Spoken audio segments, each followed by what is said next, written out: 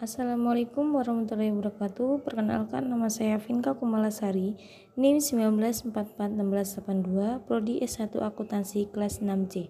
Di sini saya akan menyampaikan materi mengenai analisis kinerja keuangan Bank Sentral Asia 2019 sampai 2020. Tujuan dari menganalisis kinerja keuangan bank saat ini untuk mengetahui keberhasilan pengelolaan keuangan bank, utama kondisi likuiditas, kecukupan modal dan profitabilitas yang dicapai dalam tahun berjalan maupun tahun sebelumnya.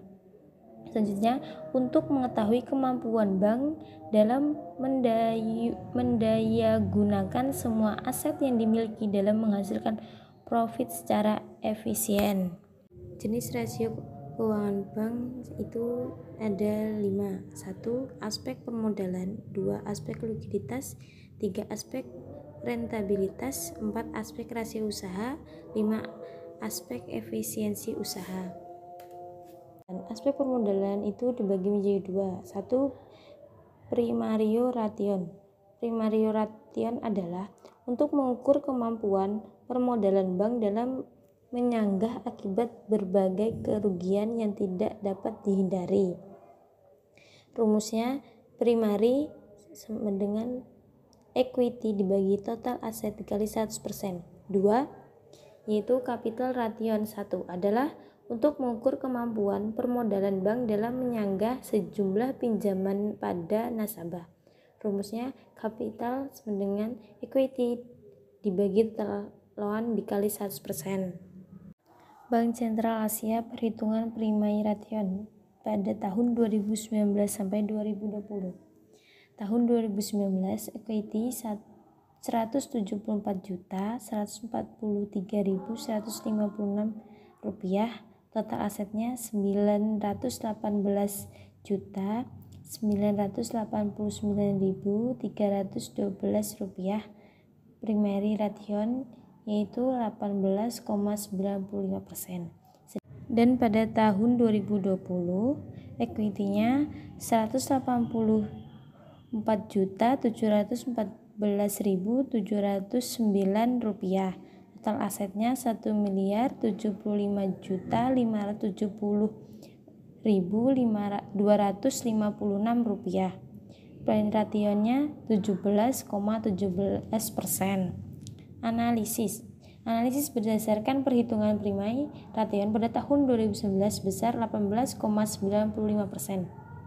Sedangkan pada tahun 2020 sebesar 17,17%. Dapat dikatakan mengalami perubahan. Hal ini disebabkan karena ada rasio Bank BCA terbilang sehat karena memenuhi standar Bank Indonesia. Standar Bank Indonesia minimum 3-6%. Primary ration yang semakin tinggi maka semakin baik tingkat rasio permodalan. Selanjutnya itu Bank Sentral Asia perhitungan kapital ration 1 pada tahun 2019 sampai 2020. Pada tahun 2019 equity-nya 174.143.156 rupiah. Total loan yaitu 557.128.415 rupiah. Kapital rationya yaitu 31,26%. Sedangkan pada tahun 2020 equity-nya 184.714.709 rupiah. Total loan-nya 520.697.725 rupiah. Kapital rationya yaitu 35,47%. Analisis berdasarkan perhitungan kapital ration pada tahun 2019 sebesar 31,26%, sedangkan tahun 2020 yaitu 35,47%. Dapat dikatakan mengalami kenaikan yang disebabkan oleh kenaikan pada total equity dan penurunan pada total loan. Dengan demikian, ration pada Bank BCA masih terbilang sehat karena memenuhi standar BI, sedangkan di BI minimum 10-20%. Kapital ratio yang semakin tinggi maka semakin baik tingkat rasio permodalan. Selanjutnya yaitu aspek likuiditas. Aspek likuiditas yaitu dibagi menjadi dua. Satu, banking ration. Banking ration untuk mengetahui kemampuan bank dalam membayar kepada para peminjam data dalam jaminan yang diberikan. Rumusnya seperti banking ration sama dengan total loan dibagi total deposit dikali 100%. 2. Loan to asset ratio atau LAR, yaitu kemampuan bank untuk memenuhi permintaan kredit dengan menggunakan total aset yang dimiliki bank. Seperti rumus yaitu loan to asset ratio sama dengan kredit yang diberikan dibagi jumlah aset dikali 100%. Bank Sentral Asia, perhitungan banking ration tahun 2019 sampai 2020. Pada tahun 2019, totalnya 550.128.415 rupiah. Total depositnya 697.980.068 rupiah. Banking rationnya yaitu senilai 79,70%. Sedangkan pada tahun 2020 totalnya 520.697.724 rupiah. Total depositnya yaitu 834.283.843 rupiah. Banking rationnya yaitu 62,41%. Analisis berdasarkan perhitungan banking ration di atas pada tahun 2019 sebesar 79,70% dan pada tahun 2020 yaitu 64,41%. Dapat dikatakan mengalami penurunan yang disebabkan oleh penurunan total loan dan kenaikan pada total deposit. Dengan demikian dikatakan tidak sehat, tidak sesuai dengan standar BI. Untuk indikator banking ration adalah lebih dari 80% jika banking ration berada di bawah rata-rata, karena untuk memenuhi kewajibannya bank masih memerlukan waktu untuk menjual sebagian aktifan lainnya. Selanjutnya itu Bank Sentral Asia perhitungan loan to asset ration pada tahun 2019 sampai 2020. Pada tahun 2019 kredit yang diberikan yaitu 557.128.415 rupiah. Jumlah asetnya yaitu 918.980.312 rupiah. LAR-nya yaitu 60,62%. Sedangkan 2020 yaitu kredit yang diberikan yaitu 520.697.724 rupiah. Jumlah asetnya yaitu 1.075.570.256 rupiah. LAR-nya itu 48,41%. Analisis berdasarkan perhitungan loan to asset ration di atas pada tahun 2019 sebesar 60,62%. Sedangkan pada tahun 2020 yaitu 42,41%. HR mengalami penurunan karena kredit yang diberikan mengalami penurunan dan jumlah aset mengalami kenaikan. Titik semakin tinggi ration ini maka tingkat likuiditasnya rendah karena jumlah aset yang diperlukan untuk membiayai kredit semakin besar. Dengan demikian, jika kita melihat dari sisi LAR Bank BCA, likuiditasnya semakin bagus karena Bank BCA tidak membutuhkan aset yang besar untuk membiayai kredit yang diberikan. Selanjutnya itu aspek rentabilitas. Aspek rentabilitas itu dibagi menjadi dua, yaitu 1. Return on equity, 2. Return on asset. Return on equity yaitu untuk mengukur kemampuan bank adalah keuntungan bersih melalui penggunaan modal bersih. Rumusnya return on equity sama dengan laba setelah pajak dibagi total modal kali 100%. Yaitu 2. Return on asset. untuk mengukur kemampuan bank dalam memperoleh keuntungan secara keseluruhan. Maksudnya itu return on asset sama dengan laba sebelum pajak dibagi total aset dikali 100%. Selanjutnya yaitu Bank Sentral Asia perhitungan return on equity tahun 2019-2020. Pada tahun 2019 laba setelah pajak yaitu 28.569.978 rupiah. Total asetnya yaitu 167.281.590 rupiah. ROE-nya yaitu 17,8%. Sedangkan pada tahun 2020 yaitu laba setelah pajaknya 27.147.109 rupiah. Total asetnya 174.352.119 rupiah. ROE-nya yaitu 15,57%. Analisis berdasarkan analisis perhitungan ROE di atas pada tahun 2019 yaitu 17,8% dan pada tahun 2020 yaitu 15,57% dan dikatakan mengalami penurunan. Meskipun mengalami penurunan tapi dapat dikategorikan baik. Titik standar return on equity baik harus di atas nilai 8,32%. Dinilai dalam keadaan baik karena kemampuan aktiva yang dinyelestasikan untuk berputar dalam menghasilkan laba yang tinggi. Selanjutnya yaitu Bank Sentral Asia perhitungan return on asset tahun 2019 sampai 2020. Pada tahun 2019 yaitu laba sebelum pajaknya yaitu 36.288.312 rupiah.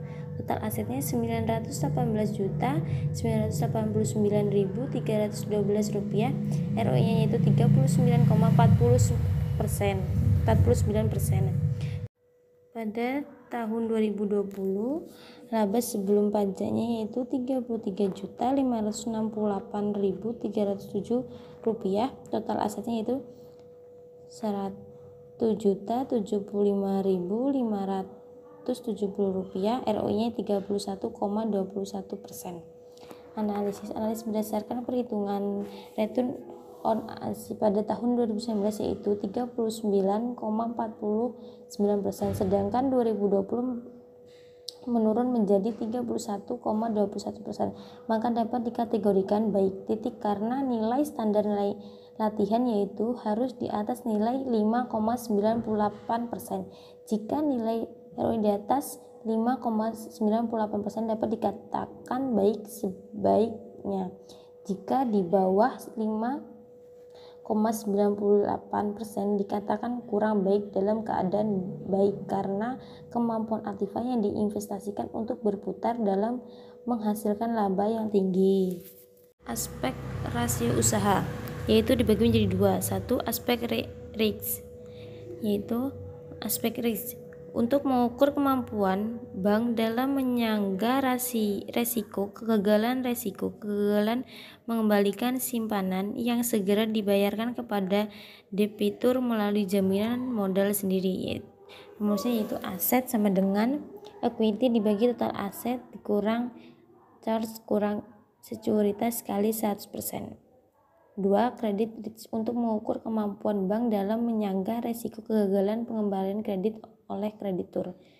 Rumusnya kredit risk dikurang sama dengan BSB debits dikali total loan kali 100%.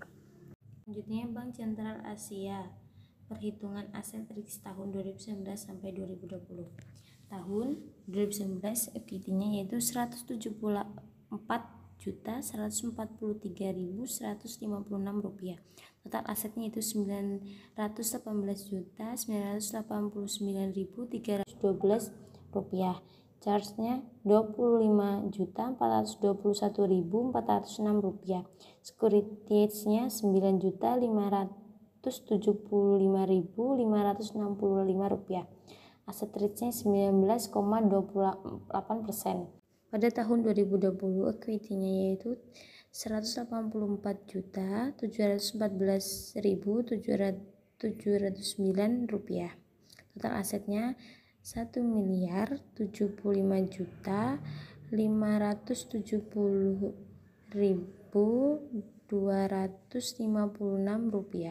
Cards-nya Rp24.322.355. Securities-nya 146.819.249 rupiah. Aset risk-nya 15,41%. Berdasarkan analisis perhitungan aset risk di atas, pada tahun 2019 sebesar 19,28%, sedangkan tahun 2020 sebesar 14,41%. Dapat dikatakan mengalami penurunan. Hal ini disebabkan oleh adanya penurunan kas yang signifikan. Penurunan ini menunjukkan bahwa terjadi penurunan risiko kegagalan akibat terjadinya penurunan nilai aset dan seberapa jauh penurunan tersebut dan ditanggung oleh model bank. Selanjutnya, Bank Sentral Asia Perhitungan Kredit REITs tahun 2019 sampai 2020. Pada tahun 2019 yaitu 14.950.584 rupiah. Total leonnya 57.128.415 rupiah. Kredit rate-nya 2,67 rupiah. Pada tahun 2020 yaitu debitnya ada 26.945.942 rupiah. Total leonnya yaitu 883.834 rupiah. Kredit rate-nya 3,22%. Berdasarkan analis perhitungan kredit REITs di atas, pada tahun 2019 sebesar 2,67% dan pada tahun 2020 sebesar 3,20%. Dapat dikatakan mengalami peningkatan. Hal ini disebabkan oleh adanya kenaikan bad total loan signifikan. Peningkatan ini mewujudkan bahwa terdapat peningkatan risiko akibat kegagalan nasabah atau pihak lain dalam memenuhi kewajiban kepada bank sesuai dengan peningkatan yang disepakati. Selanjutnya yaitu aspek efisiensi usaha. Dibagi menjadi dua, yaitu leverage multi untuk mengetahui kemampuan manajemen bank dalam mengelola aktiva yang dimiliki minat biata yang dikeluarkan dalam mengelola aktiva. Rumusnya itu leverage multiplier sama dengan total aset dibagi total capital kali 100%. 2. Aset utilization untuk mengukur kemampuan manajemen bank dalam memanfaatkan aktiva yang dimiliki guna menghasilkan laba bersih operasi dan laba operasional. Aspek utilization sama dengan operating income ditambah non operating income dibagi total aset sama kali 100%. Selanjutnya itu Bank Sentral Asia Perhitungan Keuangan Multiplier tahun 2019 sampai tahun 2020. Pada tahun 2019 total asetnya itu 918.982.312 rupiah. Total kapitalnya itu 167.281.590 rupiah. Leverage multiplier yaitu 549,36%. Pada tahun 2020 itu 167.281.592 rupiah. Total kapitalnya itu 174.351.119 rupiah. Leverage multiplier yaitu 619,89%. Analisis berdasarkan perhitungan leverage multiplier pada tahun 2019 sebesar 549,36% dan pada tahun 2020 sebesar 619,89%. Hal ini menunjukkan kenaikan yang disebabkan oleh naiknya total aset dan total kapital yang dimiliki bank. Titik kenaikan ini menunjukkan bahwa tingginya rasio gagal bayar kewajiban utang yang dihadapi perusahaan. Selanjutnya yaitu Bank Sentral Asia, perhitungan aset utilization tahun 2019 sampai 2020. Tahun 2019 yaitu operating income yaitu Rp30.742.208. Total asetnya Rp918.989.312. Aset utilization-nya itu 3,34%. Sedangkan 2020 yaitu operating income yaitu Rp29.968.715. Total asetnya Rp1.75.570.246. Aset utilization-nya itu 2,78%. Analis berdasarkan perhitungan aset utilization di atas pada tahun 2019 sebesar 3,34% dan pada tahun 2020 mengalami penurunan menjadi 2,78%. Penurunan ini disebabkan oleh penurunan operating income dan naiknya total aset. Penurunan ini menunjukkan bahwa terdapat penurunan kemampuan manajemen bank dalam mengolah aset yang dimiliki untuk menghasilkan pendapatan bank secara operasional maupun non-operasional. Sekian penjelasan dari saya mengenai analisis kinerja Bank Sentral Asia pada tahun 2019 sampai 2020. Mohon maaf bila ada salah kata dan penjelasan dari saya. Sekian, terima kasih. Wassalamualaikum warahmatullahi wabarakatuh.